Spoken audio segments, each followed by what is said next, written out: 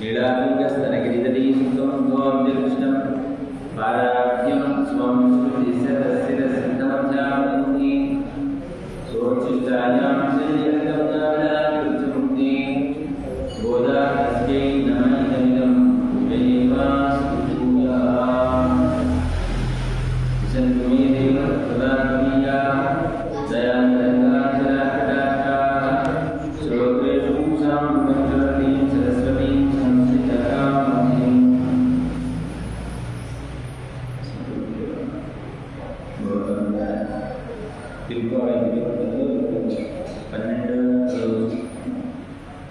అనుభవించబోతున్న నిమిత్తున్న ఆరవ గోపవారిని మేల్కొంటారు మన అంటే వారిని మన రోజులో ఉంటుంది ఈవేళ 7వ గోపవారి యొక్క ఇంటికి చేరుకున్నాను అలోపల నిలిచినటువంటి గోపవారిని మేల్కొంటుంది విధానాన్ని పాత్రలో వర్ణించారు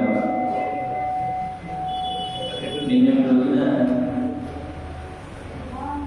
మేల్కొన్నటువంటి గోపవారిగా భగవత్ పరతంత్రులానే నటు మహానుభావులు వారిని ఆడవారిని పోటీలోకుంటే పెరియాడవారుగా ప్రబోధిస్తారు. మనకి ఇంతకు ముందు అనుభవించినప్పుడు పెరియ ఆళ్వార్ పెద్ద ఆళ్వారు పెద్ద ఆళ్వారు అంటే ఆయన నాలుగు చెప్తున్నంతలా ఉంటారు కాదంటే ఆయన చాలా సన్నగా పక్కన ఉండేవారంట. మరి అలాంటి వారు ఎందుకు పెద్ద ఆళ్వారు అయ్యారంటే కొన్ని ఏమైనా ఆళ్వారందరికంటే ముందు పుట్టారంటే ఆళ్వారందరికంటే ముందుగా ఉంటుంది. ఈయన కూడా పుట్టారు మొదలాడవారు ముగ్గురు ఆడవారు నమ్మాడవారు వీరు కూడా ముందే పుట్టేశారు. అలాంటప్పుడు ఈ పెద్దవాడు చెప్పడానికి అవకాశం పడింది. అంటే ఈయనకున్న గొప్పతనం ఏంటి అంటే పెరియాడవారనే విష్ణు చిత్తూలు అని అంటారు. విష్ణు చిత్తూలు అంటే విష్ణువుని చిత్తమునందు కలిగినట్టు. అంతేకాదు పరమాత్మ యొక్క చిత్తంలో వీరు ఉండినట్టు. అంటే పరమాత్మలో ఈ విష్ణు చిత్తుగా నివసించుండేవారు లేదా వీరిలో పరమాత్మ నివసించుండేవారు. ఇక్కడ అంటే ఆయన హృదయంలో చూస్తే ఈయన కనిపిస్తాడు, ఈయన హృదయంలో చూస్తే ఆయన కనిపిస్తాడు. అంతటి అజ్ఞాభావం కలిగినటువంటి భగవత్ పారతంత్రం కలిగినటువంటి చూడకపోయే అని అంటున్నారు. ఒక బంగారు తీగ అలాంటి బంగారు తీగ లాంటి భరతంత్రాన్ని ఓపిక నిన్న మనం ఉన్నటువంటి కోరిక ఏమిటి విచిత్ర గొప్పదనం అంటే ఏమిటండి ఆయన చేసే పని అంటే చక్కగా ఒక తోట పూల తోట పెంచుకున్నాక ఆ పూల తోటలో ఉన్నటువంటి పూల చెట్లకు పాలు చేసి నీళ్లు పెట్టి వాటిని చూసిన పుష్పాలు వేయడం తులసిని సేకరించడం తద్వారా మాలలు పెట్టడం అవి తీసుకొని విల్లుపుత్తూరులో వేయించేసినటువంటి పెరుగు ఉడయా అని అంటారు. అంటే పట్టపత్ర స్థాయికి సమర్పించడం. ఇది ఆయన చేసేటువంటి నిత్య పుష్పకైంకర్యం చేస్తారు. ఈయన పెద్ద వేదాలు ఏం చదువుకోలేదు, ఏదో భాగవతం ఇచ్చారు, ఏదో తెలుసుకోగలిగారు కానీ ఆయన పెద్ద వేదాలు పరిచయం లేదు. అలాంటి వేయాడు వారికి మన అమ్మ పుట్టింది. పుట్టడం అంటే పూజాత ఎలా అయితే అంటే సీతమ్మ ఎలా అయితే నాగేడు చాలా దొరికిందో ఈయనకి ఆ కుటుంబంలో పాలన చేసేటప్పుడు అక్కడ ఈయన ప్రత్యక్షంగా భూదేవి స్వరూపంగా మాట్లాడారు. ఈ పూలు పెట్టి ఎక్కడ పెడితే ఆమె చేసేది ఆమె పుట్టిన తర్వాత 5 సంవత్సరాలకే నేను భగవంతుడే పెళ్లి చేసుకుంటాను ఎందుకంటే వాళ్ళ నాన్నగారు కనిపెట్టే భాగవంతులు అవన్నీ విని నేను ఎవరు పెళ్లి చేసుకోవాలంటే కృష్ణుడే పెళ్లి చేసుకోవాలని కోరిక కలిగింది.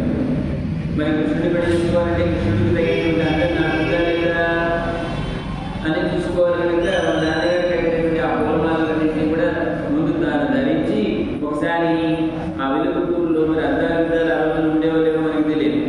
అక్కడ ఒక బాగా ఉంటుంది. మీరు వెళ్తే వెలుగుతూరులో అమ్మవారి పక్కన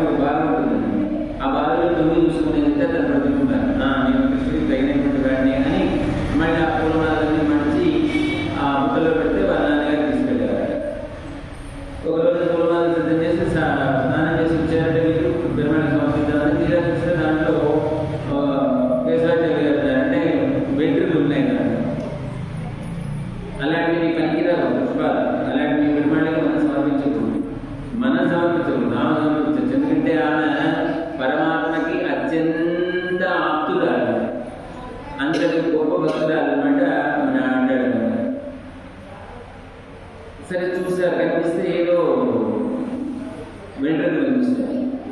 అయ్యో ఎంత మహాపాపం జరిగింది, ఇలాంటి నేను కుమారులన్నా నీకు సమర్పించేది బాధపడ్డారట. ఆ బాధ ఎంత బాధపడ్డారంటే ఆ రోజు ఆహారం మానేశారట, భూసేనం చేశారట, బాధపడుతున్నారట మనసు. అలా ఎప్పుడో నిద్రపట్టింది. పెరుమాళ్ రాత్రి ఆయన పడపత్ర సాయి ఆయన గలలో కనిపించి అడిగారే, మీరేమిటి ఈరోజు పుష్పకైంకర్యం చేయలేదు, పుష్పమాలను తీసుకురాలేదు అని అన్నారు. స్వామి జరగరానటువంటి తప్పిదం జరిగింది స్వామి, మళ్ళీ నేను చేయలేకపోయానయ్యా అన్నారు. ఏం జరిగింది అంటే ఆ మాలలు మా అమ్మాయి ధరించినటువంటి మాలలు, అవి నేను చూడగా నాకు అర్థమైనటువంటి విషయం. అది తాను ధరించి విడిచినటువంటివి నీకు సమర్పించినటువంటి నిర్మాణ్యంతో సమానం కదా, అలాంటి నిర్మాణ్యం నీకు సమర్పించకూడదు అడిగారే. ఇది ఇప్పటి నుంచి కాదు ఎప్పటి నుంచి జరుగుతుంది. ఆమె ధరించి పంపించకపోతే అవి నాకు తృప్తినివ్వవు.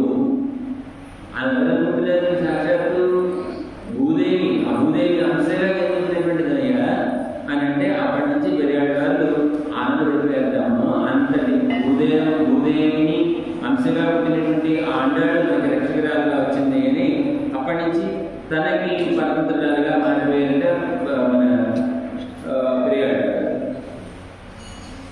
ప్రతిరోజు కూడా ఆ అమ్మవారి సన్నిధి నుంచే మన పడపతి సాయి సన్నిధికి పుష్పమాలలు పెడతాయి. అది అంతటి గొప్పదనం అనమాట అక్కడ ఉన్నటువంటి పడపతి సాయి. అయితే మిగతా దేశాల్లో ఉన్నటువంటి స్వాములందరూ మాకు అవకాశం లేదే, మాకు అదృష్టం లేదే అని అనుకుంటూ ఉంటారు. అందుకని ఆ లోటు కూడా తీర్చడం కోసం అన్నట్టు ఏం చేస్తుంది అంటే శ్రీరంగనాథుడికి, అలాగే ఇక్కడ మన తిరుమలలో చేసినటువంటి వెంకటేశ్వర స్వామికి, మిగతా దేశాల్లో ఒక్కొక్క సందర్భంలో అక్కడికి పంపిస్తారు. అక్కడి నుంచి స్వామి అమ్మవారి యొక్క శేషమాల. మనకి తిరుమలలో గరుడ సేవ ముందు రోజు ఉదయం కూడా జరిగేటువంటి మోహిని అవతార ఉత్సవానికి అమ్మ పంపించినటువంటి ఆ పుష్పమాలని అలంకరిస్తారు. అంతటి కైంకర్య పరులు అనమాట భగవానుడు. ఆ దేశం రాగారు, పాండ్య దేశం రాగారు. ఆ దేశంలో ఉన్నటువంటి ప్రజలు ఎలా ఉన్నారు ఏంటి తెలుసుకునేటువంటి ప్రయత్నంలో ఒకరోజు రాత్రిపూట మారువేషంలో వెళ్తే ఒక ఇంటి వసాలలో ఒక అరుగు ఉంది. అరుగు మీద ఒక ఆయన పడుతున్నాడు. రాత్రి కూడా బయట ఎవరు పడుకోవడానికి వీల్లేదు.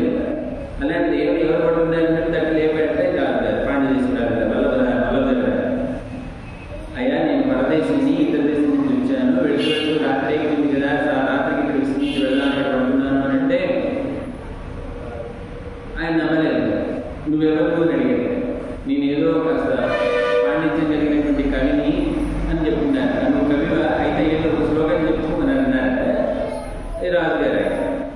ఆ శ్లోకం చెప్పడం వర్షామస్తో రైతేతమాస నిశార్థమంతం దివసే వార్ధక్యహేతోర్వైశానలేన భరద్రహేతోరిహజన్మనాచ అనేటువంటి శ్లోకాన్ని చెప్పారు. వర్షామస్తో రైతేతమాస,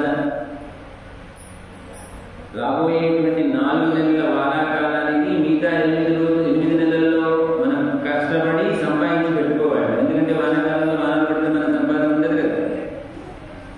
రాత్రి కోసం పగలే కష్టపడి కూర్చిపెట్టుకోవాలి. అలాగే పరత్రహేతోరిహజన్మనాచ అంటే రాబోయేటువంటి ఈ జన్మకి మనకి పరమాత్మ ఇచ్చినటువంటి ఈ జ్ఞాన జన్మలోనే మనం అన్ని సమకూర్చి పెట్టుకోవాలి అని తన యొక్క ఆత్మజ్ఞానాన్ని ప్రబోధించే విధంగా మాట్లాడారు. అప్పుడు రాజుగారికి నిజమే కదా, నేను ఇప్పటిదాకా చాలా ఈ ఆలోచన చేయలేదు అని, ఇంతకీ నేను ఎవరిని ఆశ్రయించాలి, పరతత్వం ఎవరు, పరతత్వం అంటే ఏంటి, మనం ఏ దేవతనైతే ఆశ్రయిస్తామో ఆ దేవతకి సమానంగానో లేకపోతే ఆ దేవత కంటే అధికంగానూ ఉండేటువంటి వాడు ఎవరు ఉండకుండా ఉండేటువంటి దైవం ఏదైతే ఉంటుందో దాని పరతత్వం అంటే పరమపురుషుడు. అదేంటి అంటే ఆ తత్వాన్ని నిర్ణయం చేయాల్సింది, చేసి వారిని ఆశ్రయిస్తాను అని అనుకున్నారంటే వెంటనే రాజు కనుక అందరికీ కబుర్లు చేసేసాడు. ఆ రాజ్యంలో ఉన్నటువంటి వేద పండితులు, బాగా చదువుకున్నటువంటి వాడు, ఉపనిషత్తుల్లో మంచి దిట్టలు అయినందరూ వాళ్ళందరూ కూడా కౌతుకులా కంకణాలు పండితులందరూ వచ్చేసారు.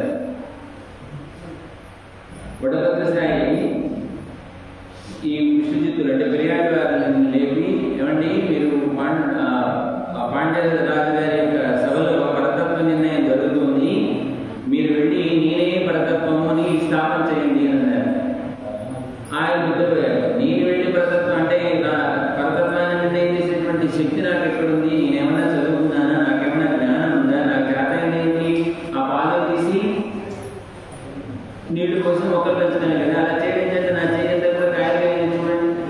ఇప్పుడు అక్కడ వచ్చినటువంటి జ్ఞానులు, పెద్దవాళ్ళు, పండితులు వాళ్ళందరూ కూడా వాళ్ళు నేర్చుకున్నటువంటి జ్ఞానం మొత్తం అరిచేతిలో చూపించేస్తారు. నా అరిచేతులు చూపిస్తే ఏమున్నాయి, మోటు గారు కాయలు వచ్చిందయ్యా, నేనేంటి అక్కడ బతుకుతున్నాను, ఏం చేయడండి అని ఆయన వ్యతిరేకిస్తారు. లేదు, నువ్వు వెళ్ళవలసిందే, నేను ఆదేశిస్తున్నాను, నువ్వు వెళ్ళన్నాను.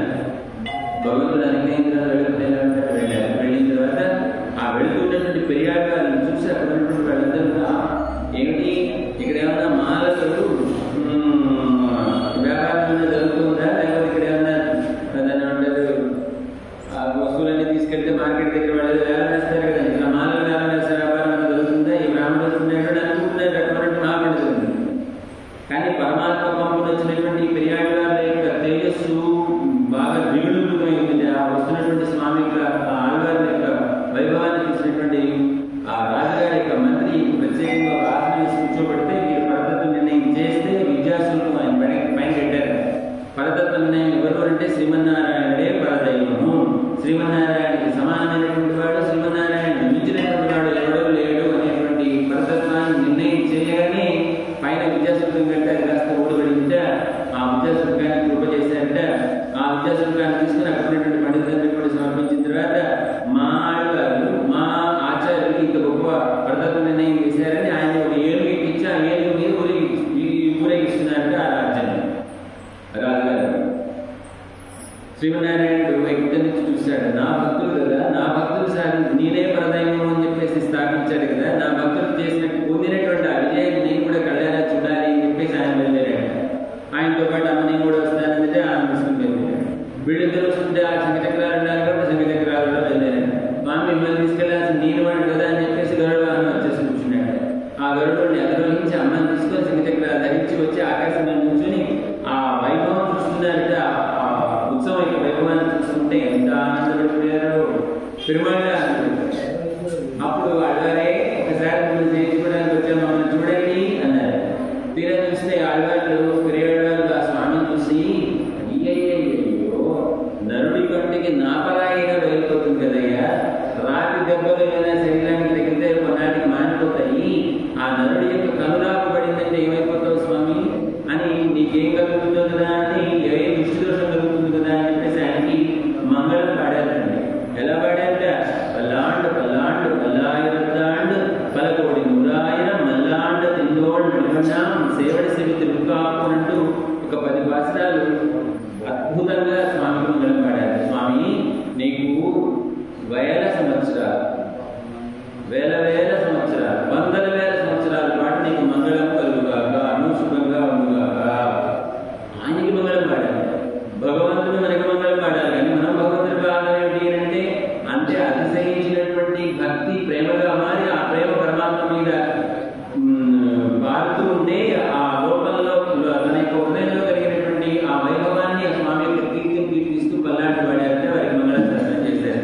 మరి ఏ ఇతర ఆళ్వారులు కూడా ఆయన అంతటి గొప్ప మంగళాశాసనం చేయలేదు.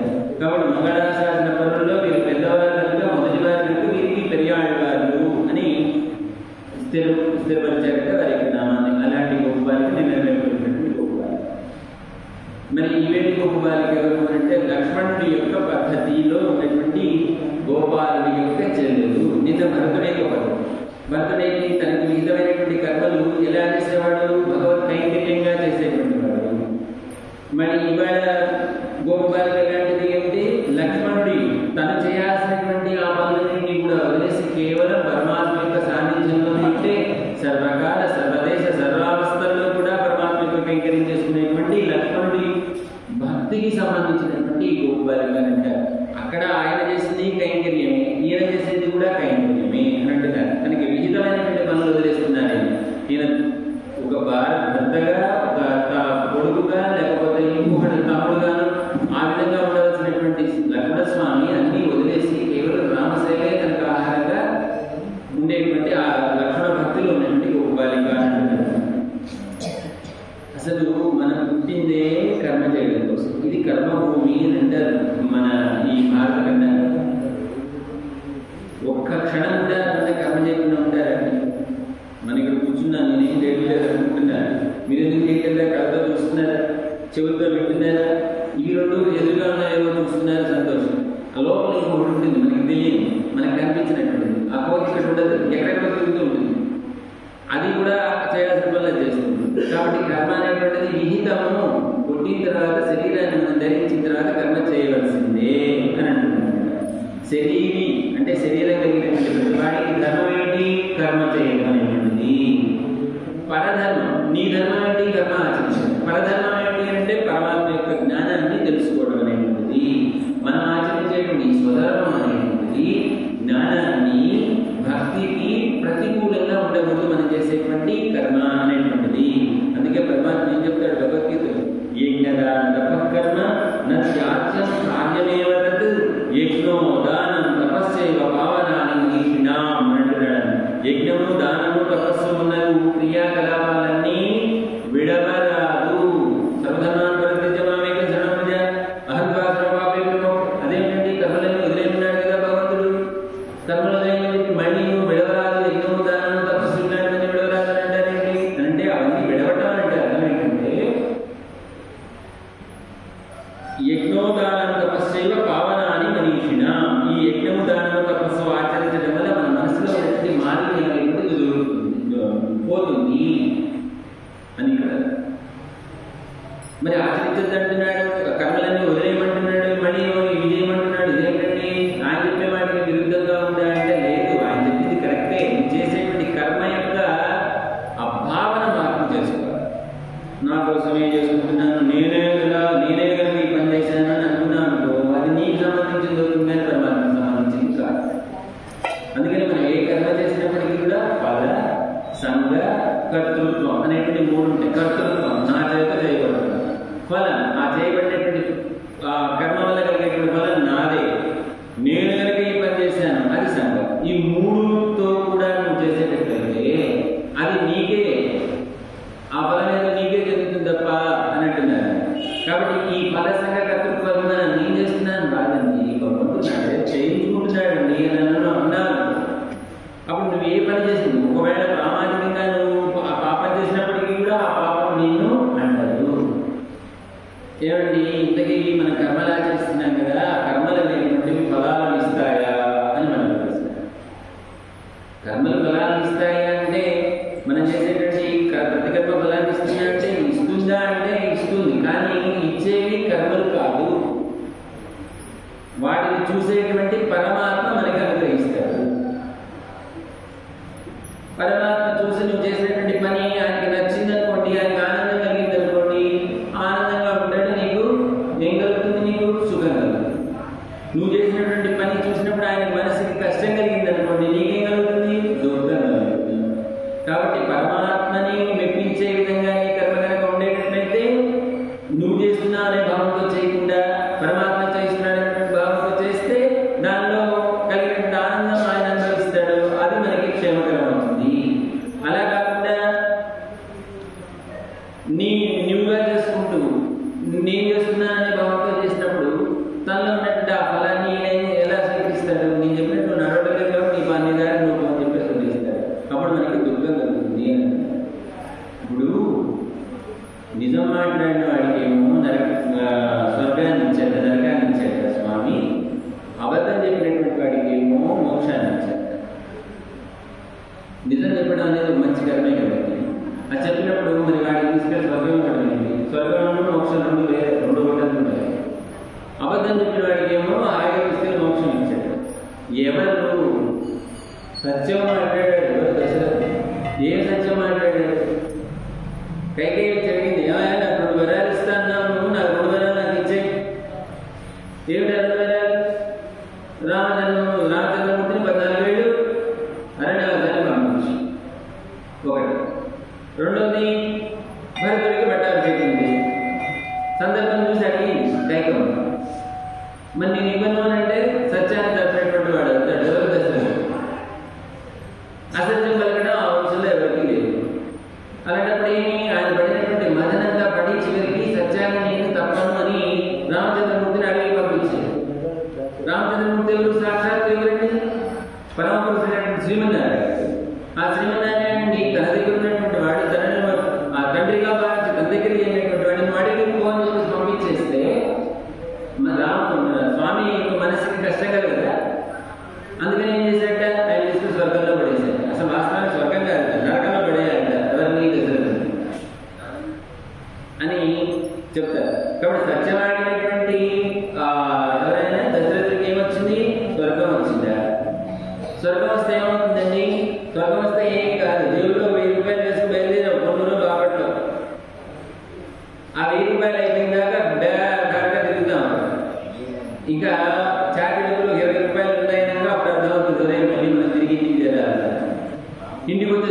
చిల్లు పడిపోతుంది, ఇంకేం ఉండదు.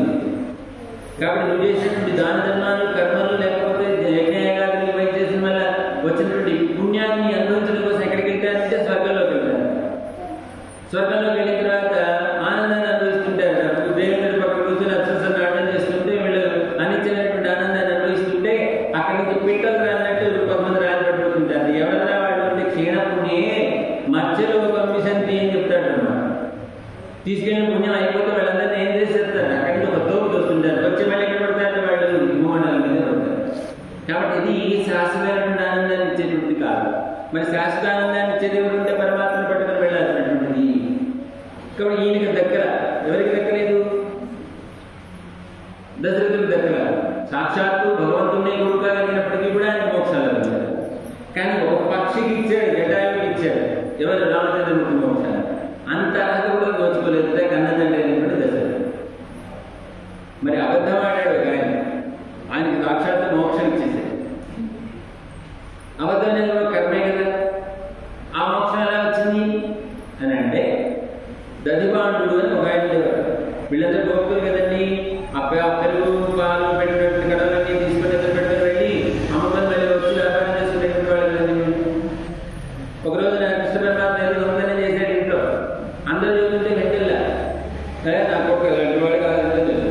కానీ తీరా చూస్తే ఏమైంది, ఒకరోజు ప్రత్యక్షంగా పట్టుబడ్డాట కృష్ణమూర్తి.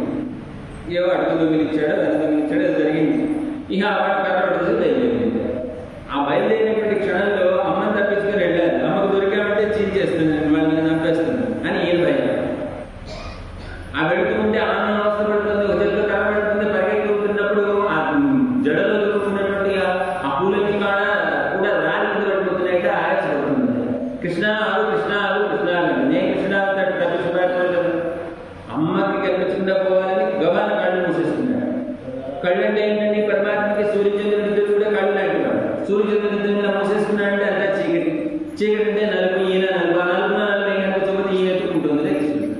అలా పరిగెత్తుంటే కొద్దిగా వెళ్ళేసరికి ఒక చెట్టు కింద ఈ పాలు పెరుగు అమ్ముకునేటువంటి ఒక దధిబాణుడు అంటే ఒక పెరుగు కుండలు తీసుకొని అక్కడికి వచ్చి కూర్చున్నాడు. ఖాళీ కింద అమ్ముకొని తీసుకొచ్చి అక్కడ కూర్చున్నాడు. ఆయాసపడిపోతున్నాడు కృష్ణుడు. స్వామి తాత తాత మా అమ్మ నన్ను పట్టుకోవడానికి వస్తుంది, నేను మా అమ్మకు దొరికాననుకో ఏం చేస్తుంది, నన్ను చంపేస్తుంది, కాస్త నన్ను దాచిపెట్టవా ఈ కుండలో అని అడిగాడు. సరే పాపం ఏదో పిల్లాడు అడిగాడు కదా, నేను ఏం చేశాడు, ఆ ఎత్తి కుండలో కూర్చోబెట్టాడు. కుండలో కూర్చోబెట్టి ఏం చేశాడు, దాన్ని ఎత్తిన మొదలుపెట్టాడు. ఈ లోపల ఆలోచన పెరిగింది. తాత ఇక్కడికి ఏమో పిల్లాడు చేశాడు, నెలలో ఉంటాడు, నెల నుంచి పెట్టుకుని ఉంటాడు, ఎందుకంటే అలాంటి వాడు ఎవరు రాలేదమ్మా ఇక్కడికి, అదేదో అటువైపు అక్కడ అవుతున్నట్టుందమ్మా అన్నాడు. ఓ రాలేదా అనుకుని అబద్ధం కదండి, దాచిపెట్టిన వాడు వీడయ్యాడు, దాన్ని మూతపెట్టిన వాడు వీడయ్యాడు, రాలేదని చెప్పాడు. అక్కడెక్కడో ఎవరు వాడు కదా అలిగడైందని చెప్పాడు, అబద్ధం చెప్పిన వాడు అయ్యాడా, వెళ్ళిపోయింది. ఇలా కృష్ణుడు బయటికి రావాలి. తాత మా వెళ్ళిపోయిందా, వెళ్ళిపోయిందిరా, అయితే ముందు నేను లోపల నుంచి బయటకు వస్తానండి. సరే కానీ మరి నేను లోపల పెట్టాను కదా, నేనా వ్యాపారం చేసుకునేవాడిని, వ్యాపారం చేసుకుంటే నాకు రుణమో రూపాయలు కావాలన్నా నాకు రావాలి కదా, నేను లోపల పెట్టడం వల్ల నాకేంటి లాభం అని అడిగాను. నాకేంటి లాభం అంటే నీకేం కావాలి, రెండు కావాలి, అడుగులు కావాలి, పెరుగు కావాలి, మా ఇంట్లో మమ్మల్ని గుంట తీసుకుని పెట్టాలి, పోతుంది ఏమయ్యా పెరుగు నా దగ్గర ఉన్నది, ఆ పెరుగు తింటే మొదలు పెట్టానంటే అమ్మకే మోసం వస్తుంది, నా వ్యాపారం అంతా కూడా సున్నాయిపోతుంది, నాకు ఏం అక్కర్లేదా, నీకేం కావాలి, నాకు మోక్షాన్ని చూస్తారా, మోక్షం ఏమని సార్ చెప్పు, మోక్షం ఏమనుకుంటున్నావు, మోక్షం అంటే అసలు నేను మోక్షం ఇచ్చేవాడే నేను. అయ్యా నీ సంగతి మాకు తెలిస్తే, నువ్వు చిన్నపిల్లాడిగా ఉన్నప్పుడు ఒక ఆమె వచ్చింది, ఏమొచ్చింది, విషాన్ని పాలలో పెట్టుకుని ఆ స్థానాలను నింపుకొని వచ్చి నీకు పాలనిచ్చింది లేకుండా చేయాలని చూసిందే, నీకు చెరుపు చేయాలని వచ్చినటువంటి పూతలు అనేటువంటి వాళ్ళని చంపేసాను, మోక్షం ఇచ్చేవాలేదా, అంటే నీకు చెడు చేయాలి అనేటువంటి వాళ్ళని కూడా నువ్వు మోక్షాన్ని ఇచ్చేవాలేదా, నేనేదో వచ్చి అడిగావు, నువ్వు కూర్చోబెట్టి జాగ్రత్త పెట్టి చేద్దాము, నేను నీకు కాపాడడానికి నీకు మంచి చేస్తే నువ్వు నా మోక్షాన్ని ఇవ్వవా. నా వల్ల కాదు కాక నీ వల్ల కాదంటే నీ వల్ల కాదు. ఆ రోజు శంకరాసుడు భజన చేశారు, వాటిని సంహరించాలని రాక్షసుడు కాదు. నేను సమర్థుడే కాదంటే కాదయ్యా, నువ్వు మోక్షాన్ని ఇవ్వగలిగేటువంటి గొప్ప శక్తి కలిగినటువంటి వాడు నాకు తెలుసు. లేదు కదా, నన్ను తీయి, నా లోపల నువ్వు ఇది వచ్చేస్తుంది, నేను ఉండబట్టలేకపోతున్నానంటే మరి నా సంగతి ఏమిటంటే ఈ చివరికి స్వామి వాడి మీద ఏమంటే వాడి అజ్ఞానం, వాడికి ఏమీ తెలియదు, వాడు కేవలం ఏదో పొట్టపడడం కోసం పెరుగు అమ్ముకునేటువంటి అది కూడా అబద్ధం చెప్పాడు. అలాంటి అబద్ధం చెప్పినటువంటి వాడి మీద ప్రేమ కలిగి స్వామి సరే మోక్షాన్ని ఇస్తాను తీసే నన్ను బయట తిప్పు అన్నాడు. అనగానే గబాలను తీసాడు, అక్కడ బయట తీసుకొచ్చి నిల్చోబెట్టాడు. సరే వాడికి మోక్షాన్ని ప్రసాదించాడు. వెళ్ళిపోవాలి స్వామి, నా చిన్న కోరిక ఏంటి అర్థం, మళ్ళీ మోక్షాన్ని మించినటువంటి కోరిక ఇంకేమన్నా ఉంటుందా నీకు? మళ్ళీ మోక్షాన్ని కోరినటువంటి వాడు మళ్ళీ పక్క అట్టు కోరుతాడు ఎవడన్నా? మరి ఇదేంటి అన్నాడు. ఏం లేదా, ఇప్పుడు నేను అబద్ధం చెప్పడానికి నిన్ను కాపాడడానికి సహాయం చేసింది ఎవరు? నాకుండా ఎవరు? నేను కాపాడు, నిన్ను దాచడానికి, నేను అబద్ధం చెప్పడానికి సహాయం చేసింది ఎవరు? నాకు మోక్షాన్ని ఇప్పించింది ఎవరు? కుండ కదా, నా కుండ కదా ఇప్పించింది. ఆ కుండ కూడా మోక్షం ఇవ్వయా, కుండకి కూడా మోక్షం. అచేతనమైనటువంటి కుండ చేసిన పని ఏంటి? ఆయన కాసేపు దాచుకుంటాను. అచేతనమైనటువంటి కుండ కూడా మోక్షాన్ని జరిగేట ధన్యవాదాలు. చూడండి, దానికి ఏమైనా కాళ్ళు ఉన్నాయా, చేతులు ఉన్నాయా నమస్కారం చేయడానికి, లేదా మనస్సు ఉందా ఆయన కీర్తించడానికి? ఏమీ లేనటువంటి కుండ కూడా మోక్షాన్ని ఇచ్చాక నువ్వు మోక్షాన్ని ఇస్తే కుండకి నాతో పాటు ఆ పరపంలో ఎక్కడో ఒమ్మలు పడుతుందయా, ఆ కుండ కూడా మోక్షాన్ని ఇవ్వు అని చెప్పేసి అన్నాడ ధన్యవాదాలు. ఇంకేం చేస్తా? కాబట్టి ఇప్పుడు మనం ఎలా ఉండాలంటే అంటే భక్తులైనటువంటి వారు మనల్ని వీడు నావాడు అని అనుకోవాడు, వీడు నావాడు అని అనుకుంటే చాలట, అంతకంటే మనకి యోగ్యత లేదు. అలాంటి గొప్ప బాలిక ఈ వెండి గొప్ప బాలిక అని అంటూ ఈ వెండి గొప్ప బాలికని మెరుగులు పెట్టే ప్రయత్నం చేస్తున్నారు. ఈ వెండి పాసనలో చాలా అయిపోయింది. పాసన ఎక్కడ ఉంది ఒకసారి పాసన తెలుసుకుని పైన మనకు కనిపించేటువంటి అర్థాన్ని మనం తెలుసుకుని అంతరార్థం మళ్ళీ రేపు అంటాడిగడే శరణం కనైతడ కత్తెరుమై నందగిరంగి నినైతుములై వడియే కృపాసూర நனைத்தில்லம் சேரா கண்ணச்செல்லம் தங்காய் பனித்தலை வேள நின்வாசல் கடைபத்தி சினத்தினால் தென்னிருங்கை கோமானை செத்த மனத்து கிரியானை பாடவம் நிவாய் திரவாய் கிரித்தாய் எழுந்திராய் ஈதன்ன பேரதற்கும் அனைத்தெல்லத்தார் மறிந்தே தொழுவாய் கத்துக்கரவை வினங்கள் பலகரந்து அனட்டு నిన్న దూడలు కలిగినటువంటి ఆవుల యొక్క మందకు పాలు పితికేటువంటి కర్మ యోగాన్ని ఆచరించేటువంటి వాళ్ళు నిన్నటి గోపాలుడు. ఈ వెండి గోపాలుడు ఎలాంటి వాడు అంటే తను చేయవలసినటువంటి ఈ గోరక్షణ అనేటువంటి దాన్ని వదిలేసి కేవలం పరమాత్మ అయినటువంటి శ్రీకృష్ణుడితో పాటు చేరుకునేటువంటి ఒక గోపకుడు, అతని పేరు శ్రీధాముడు అని అంటారు. ఆ శ్రీధాముడిని కుడివైపు పెట్టుకుని వాడి మీద అలా ఉదయం మీద చేసుకొని ఈ చేతితో పాంచజన్యం పట్టుకొని ఎట్టుకుంటాట కృష్ణుడు ఎక్కడికి వెళ్ళినా. అంటే కృష్ణుడిని అంటి పెట్టుకుని ఉంటూ కృష్ణుడికి కావాల్సినటువంటి అన్ని సేవలు చేసేటువంటి వాడు శ్రీరాముడు. మరి తను ఎక్కడున్నాడు? శ్రీరాముడు అనేటువంటి వాడు కృష్ణుడు దగ్గర ఉన్నాడు. మరి వీడు చేయాల్సిన పని ఏంటంటే ఆ గోవులు రక్షించాలి, వాడికి పాలు తీయాలి, వాడికి మేత వేయాలి, చేయాలి కదా.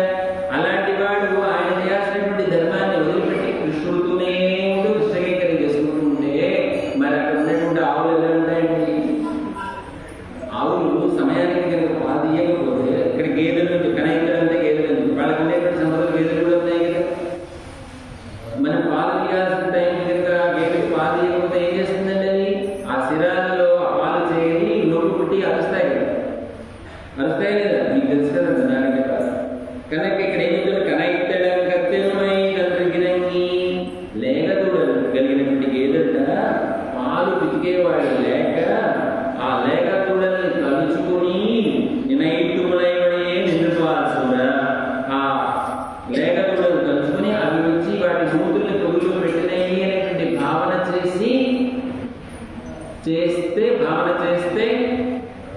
చేసినట్టుగా భావించుకుంటే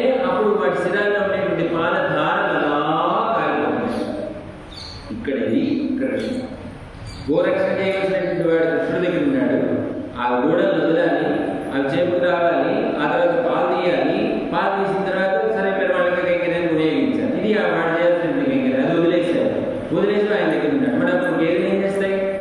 పాపం ఆ శిరాల వల్ల కలిగినటువంటి నొప్పి వల్ల కలిగినటువంటి ఆ బాధలు తట్టుకోలేక బిడ్డల్ని దూరంగా ఉన్నటువంటి ఆ దూడలు తలుచుకుంటా అవి వచ్చి ముద్దు పెట్టినట్టుగా భావన చేసి ఆ శిరాల గుండా పాలధారలు కాలుస్తే ఆ కాలినటువంటి పాలధారలు మట్టిలో కలిస్తే ఆ మట్టిని కాళ్ళతో తొక్కడం చేత బురదగా ఉందంటే వాళ్ళ యొక్క అసలు కష్టం ఉంటుంది. అలాంటి నల్సెల్వన్ మంచి సంపద కలిగినటువంటి వాడికి నల్సెల్వన్ తంగాయ్ చెల్లెలా అని అంటున్నారు. అదేమిటండి పాలు కారిపోతుంటే అవన్నీ తొక్కేసి బురద చేసేస్తే అది సంపద ఏంటి అని అంటే అంతటి కైంకర్య నిష్ట, భగవత్ కైంకర్య నిష్ట కలిగినటువంటి వాడి యొక్క చెల్లెలు అని ఇక్కడ గొప్పతనం అని చెప్తున్నారు అనమాట. ఇది కనైక్యుల గద్యమైనటువంటి భాషల్లో మొదలు చెప్పినటువంటి విషయం. అయితే నినైతుమలైన నిండకాల్సోరే అంటే ఏ విధంగా నినైతు అని అంటే ఏమంటారు? తలంచుతాం, అలా పెట్టినట్టుగా తలుచుతూ అని అంటున్నారు. అలాగే ఇప్పుడు దూడని ఎక్కడ కట్టారు?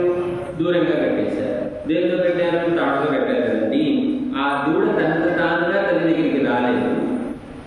ఆ దూడని ఎవరైనా ఇవ్వాలి, ఇప్పిన తర్వాత వచ్చి పాతారు. ఇది అలాగే మనం అజ్ఞానంలో, ఈ అజ్ఞానంలో మనల్ని పరమాత్మ ఏం చేస్తాడట? అజ్ఞానం అనేటువంటి రజ్జు అంటే తాడుతో కర్మ అనేటువంటి బంధాన్ని ఈ ప్రకృతి అనేటువంటి కట్టుకు ఎక్కి కట్టేస్తాడు.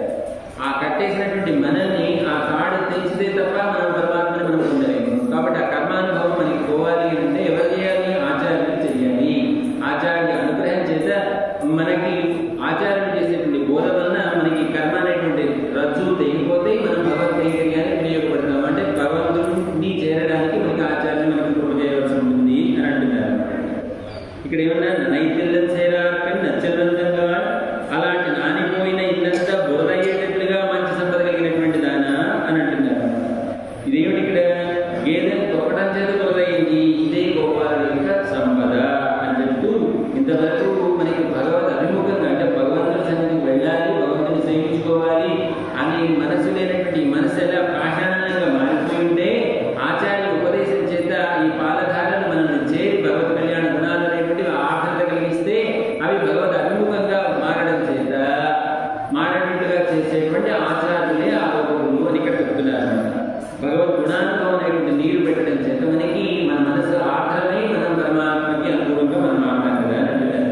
అందుకని ఇక్కడ లక్ష్మణుడు చేసేటువంటి ఈ పద్ధతి కనుక దీనికి లక్ష్మణుడి పద్ధతి అని అంటారు. అందుకే లక్ష్మణుడు ఏమంటారు? లక్ష్మణో లక్ష్మీ సంపన్న అంటారు. లక్ష్మణుడు ఐశ్వర్య సౌండ్ కలిగినటువంటి వాడు ప్రశంసిస్తున్నారు అనమాట. మన కష్టపడి సంపాదించినటువంటి డబ్బు అనేటువంటిది మంచి సంపద కాదు. దేవతాంతర సేవ అంటే ఇతర దేవతలను ఆశ్రయించి సంపద పొందడం అది పెద్ద మంచి సంపద కాదు. మరి దేనికి ఒక క్షణకాలమైనా కూడా విడవకుండా ఆయనే కాచుకుని ఆయనకే సేవ చేయడం అనేటువంటిది మనం పొందేటువంటి సంపద అని అంటారు. అలాంటి శాస్త్రమైనటువంటి సంపద కలిగినటువంటి లక్ష్యంగా ఓ మంచి సంపద కలవాల్సిందిగా అని అంటున్నారు. ఎంత గొప్పదిగా అంటే శ్రీరామచంద్రమూర్తి నీ శరణ పెట్టడానికి విభీషణుడు వచ్చారు కదండి. ఆ విభీషణుడు వచ్చినప్పుడు రావణాసురుడు చెప్పుకుంటాడు. విభీషణుడు రామచంద్రమూర్తికి సుగ్రీవాదుల ద్వారా తెలియజేస్తారు. ఏం చెప్తారు ఇక్కడ? రావణస్యానులో భ్రాత అంటారు. నేను రావణాన్ని అనుసరించి పుట్టినట్టు. రావణుడు అనగానే వాడు పెద్ద దుర్భర్త అని అంటారు. మహా అహంకార భూయిష్టమైనటువంటి ఒక దుర్మార్గుడు కదండి రావణుడు. రావణుడి తర్వాత పుట్టినటువంటి వాడిని అంటే రావణుడి కంటే దుర్మార్గుడు అయిండేటువంటి గుణాలు కలిగి వాడిని అయి ఉండొచ్చు కాక రామా, అలాంటి వాడిని వచ్చి నేను శరణ పెడుతున్నానయ్యా, నాకు శరణాగతి చేయాలంటే ఆయన ఏమాత్రం చూడకుండా నన్నే కావాలని వచ్చినటువంటి వాడికి ఒక శత్రువైనా కూడా నేను వాడికి నేను శరణాగతి చేస్తాను అని అంటాడు కదా. కనుక అలాంటి మన విభీషణుడిని ఏమంటారు అంటే అంతరిక్షగత శ్రీమాన్ అని పిలుస్తారు. ఇంకేమంటున్నారు? విభీషణుడి కంటే కూడా విభీషణుడి కూతురు చాలా గొప్పది. ఎందుకని? విభీషణుడు కేవలం రామసేవ చేసుకోవడానికి వచ్చాడు శరణాగతి చేసి. కానీ ఇక్కడ విభీషణుడి కంటే విభీషణుడు కూతురు అయినటువంటి త్రిజట ఏం చేసింది? ఆ రావణాసుడికి వచ్చినటువంటి రామభక్త పరాయణి అయినటువంటి సీతమ్మకి సేవ చేస్తూ ఉందిగా ఇక్కడ అశోకవనంలో. సీతమ్మ రామచంద్రమూర్తి యొక్క రామభక్తి పరాయణ, అంటే రాముడి యొక్క భక్తురాలు. రాముడి యొక్క భక్తురాలికి సేవ చేస్తుంది. రాముడికి సేవ చేయడం గొప్ప, రాముడి యొక్క భక్తురాలికి సేవ చేయడం గొప్ప. అంతటి సంపద కలిగినటువంటిది అనేది ఈ మాట ఇక్కడ చెప్తున్నాను. కనుక అలాంటి నచ్చలంతంగా అంతరంగ ఇక్కడ ఇది మంచు కురిసేటువంటి రోజు కదండి. పైన ఏపడుతుంది? మంచు పడుతుంది. ఆ మంచు అనుకోకుండా మేమందరూ కూడా వచ్చి నీ వాకిట్లో చేరారు. ఇక్కడ చూస్తే ఏం కనిపిస్తుంది? పైనుంచి మంచుమా, కింద చూస్తే బురద. మేమందరం 5 లక్షల మంది వచ్చి నీ వాకిట్లో ఉంటున్నాం. ఇది భాగవత ప్రవాహం. అది పైనుంచి కురిసేదేమో ఆ మంచు. అది బిడ్డ అంటే ఆచార్యుల ఆడవారి యొక్క పూర్వాచార్యుల యొక్క శ్రీ సూక్తుల యొక్క పరంపరటానికి కింద ఆ బురద అనేటువంటిది ఇంకొకటి. అంటే ఈ మూడింటిలో మేము కొట్టుమిట్టాడుతూ వచ్చి ఎక్కడ అంటే ఇంత భగవద్ అనుభవాన్ని మేము ఇక్కడ నీ వాకి ముందు మేము పొందుతున్నాము. ఆ పొందేటువంటి క్రమంలో మేమేం పొందుతున్నాము అనేటువంటి భావన మీకు కలిగినట్లయితే అప్పుడు కాళ్ళు దారి పట్టుకోవడానికి అవకాశం ఉంది. కనుక మేమేం చేసాం? అప్పుడు ఏమంటున్నారంటే పనైతరైన అసలు కడైపట్టి మేము ఆ మనసు పడుతూ ఉంటే నీ వాటికి వచ్చి నీ యొక్క ఆ ద్వారం యొక్క పై కొమ్మని పై ఉండేటువంటి కమ్మ ఉంటుంది కదండి, పై కమ్మని పట్టుకుని మేము పడకుండా పూనికతో మేము ఉంచున్నామా అని అంటున్నారు. ఇక్కడ మనం 3 రకాల ప్రవాహాలు ఇక్కడ మనకు అండాడుతుందని చెప్తున్నారు. ఏమిటా 3 రకాల ప్రవాహాలు? ఒకటి పాల తడి కిందది, రెండోది పైనుంచి పడేటువంటి తడి, మధ్యలోది ఏంటి అంటే భగవద్భక్తుల యొక్క ఆనందానుభవం. దీనివల్ల కలిగినటువంటి భగవద్ అనుభవం అనేటువంటిది నేనే అనుభవిస్తున్నాను అని అనుకుంటే అదేమవుతుంది? అది దోషం అవుతుంది. కనుక ఆ దోషాన్ని నేను అనుభవిస్తున్నాను కదా, పరమాత్మ కోసమే ఆనందాన్ని నేను అనుభవిస్తున్నానని భావన ఉండాలి. అంటే దీనిలో నారాయణ మంత్రం యొక్క వైశిష్ట్యాన్ని ఇక్కడ మనం మాట్లాడుతుంది. ఇక్కడ చెప్తారు. ఇప్పుడు ద్వారాన్ని చూసాము, చూసారు కదా, ఏమంటే 2 నీళ్ళు కమ్మితే పైన ఒక కమ్మ ఉంటుంది, కింద ఒక కమ్మ ఉంటుంది. ఈ యువతల వైపు ఉన్నటువంటి ఈ కమ్మ ఓం అన్నమాట, అవతల ఉన్నటువంటి కమ్మె నారాయణాయ అనేటువంటి కమ్మ, కింద కమ్మేమో మహా, పై కమ్మేమో నా అని ఇక్కడ అంటే నమశబ్దం అన్నమాట. ఏమి ఇక్కడ ఓంకారం అంటే ఏంటి? అకారవాచుడైనటువంటి పరమాత్మకే తప్ప అన్యులకి చెందనటువంటి వాడు ఈ జీవాత్మ.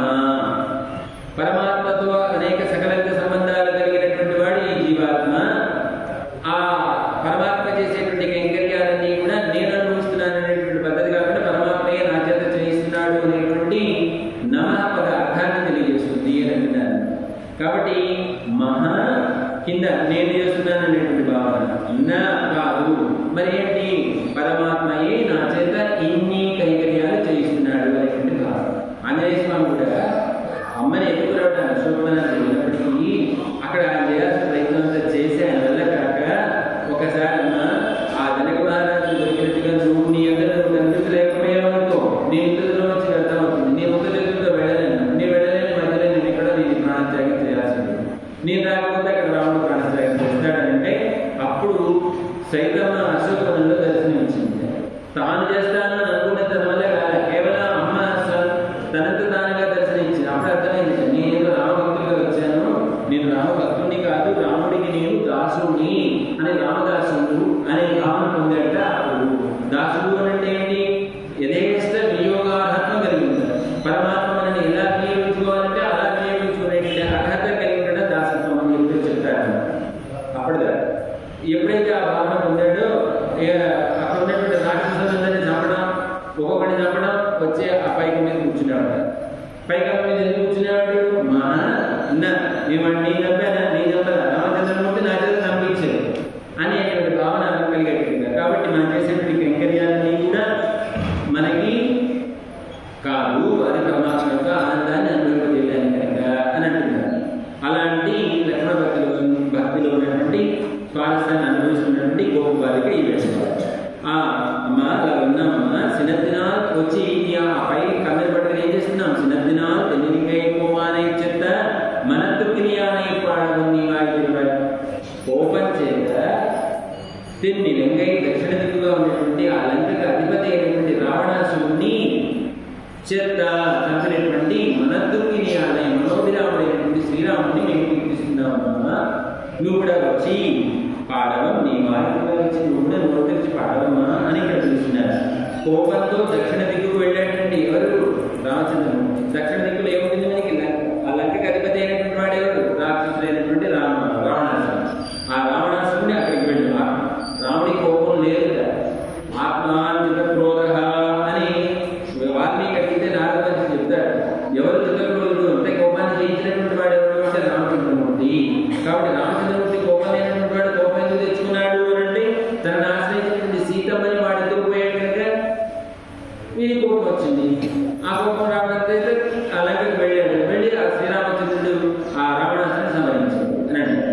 అప్పటికి కూడా ఎదురు చూశాట. ఏదో క్షణానికైనా వాడు ఏదో తెలుసుకుంటాడు, వచ్చిన సన్నాసి చేస్తాడు, నేను వాడికి ఇబ్బంది కలుగుతుంటా ఉంటాను, చిత్తమని ఎవరు చెప్తాడనే చూశాడు. చివరి దాకా చూసినటువంటి వాడి చేతిలో ఉన్నటువంటి విల్లుని చేసి వాడి ఎక్కిన రథాన్ని తుత్తిని వేసి వాడి సారథిని చంపేసి చివరి వాడి కిరీటాన్ని కింద పట్టేసి వెళ్ళి మళ్ళీ నేను కొత్త విల్లు కొత్త రథం కొత్త సారథిని తీసుకుని రాని పంపించి అప్పటికైనా ఏమన్నా మాట్లాడేమో అన్నట్టు. కానీ వాడు మారాడా? వాడు అహంకార స్వరూపం కలిగినటువంటి వాడు కనుక అహంకారే కనుక వాడి మారలేదు. చివరికి సీతమ్మని కాపాడాలి కనుక తను అంతేకాదు. తనకి కోపం అనేటువంటిది ఎప్పుడు వస్తుంది అంటే తన రామచంద్రమూర్తి యుద్ధం చేసేటప్పుడు రావణాసురుడు ఎదురుగా ఉన్నాడు. వాడేమో రథం మీద ఉన్నాడు, ఈయన కింద నుంచి చేస్తున్నాడు. అప్పుడు ఏం చేశాడు? యుద్ధం చేసేటప్పుడు ఇద్దరు కూడా ఎలా ఉండాలి? సమానమైనటువంటి ఎత్తులో ఉండాలని ఆంజనేయ స్వామి ఆ రామచంద్రమూర్తి భుజం మీద ఎక్కించుకొని యుద్ధం చేస్తున్నాడు. ఆ చేసేటువంటి సమయంలో రామచంద్రమూర్తి మీదకి అనేక బాణాలు వదిలేటండి రావణాసురుడు. ఎన్ని బాణాలు ఉన్నాయని చూసుకుంటున్నాడు. ఆయనకే ఇబ్బంది లేదు కదా. ఇదేంటి ఇన్ని బాణాలు వేసి రామచంద్రమూర్తి కదలలేదని చెప్పేసి ఆ క్రింద ఉన్నటువంటి ఆంజనేయ స్వామికి వేయడం మొదలుపెట్టాడు. ఆంజనేయ స్వామి యొక్క శరీరం అంతా కూడా తూట్లై రక్తం కాకుండా చూసినటువంటి రాముడికి కోపం